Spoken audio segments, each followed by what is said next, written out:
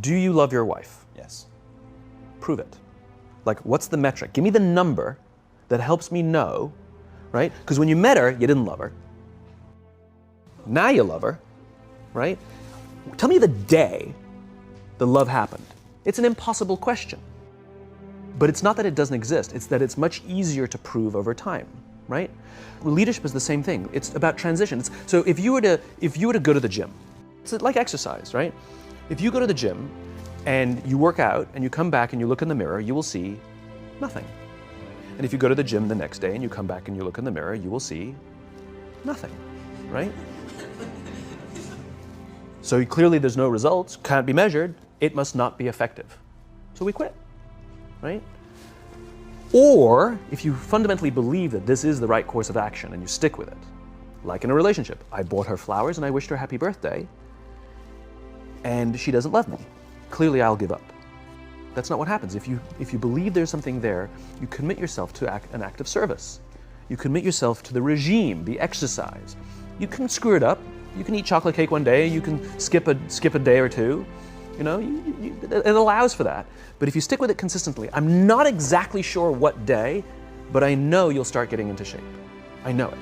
And the same with the relationship. It's not about the events. It's not about intensity. It's about consistency, right? You go to the dentist twice a year, your teeth will fall out. You have to brush your teeth every day for 2 minutes.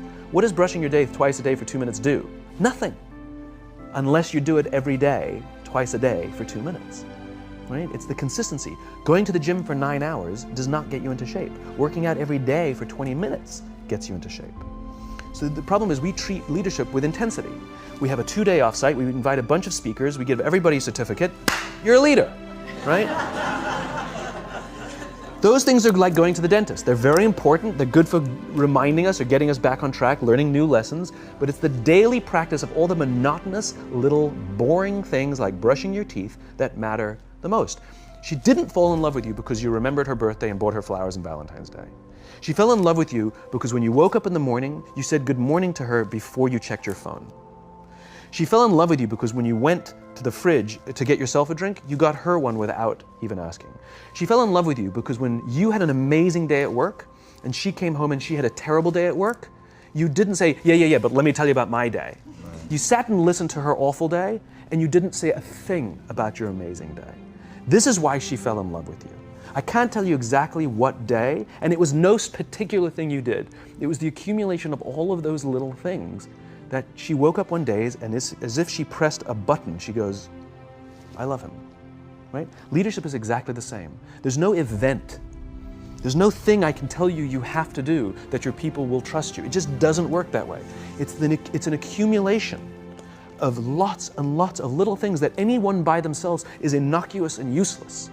Literally, pointless by themselves. People will look at little things that are good leadership practices and say, that won't work, and you're absolutely right. But if you do it consistently, and you do it in combination with lots of other little things, like saying good morning to someone, that looking them in the eye. My friend George, who's a 3-star general in the Marine Corps, he says his test for leadership, and I love this, he goes, his test for a good leader is if you ask somebody how their day is going, you actually care about the answer.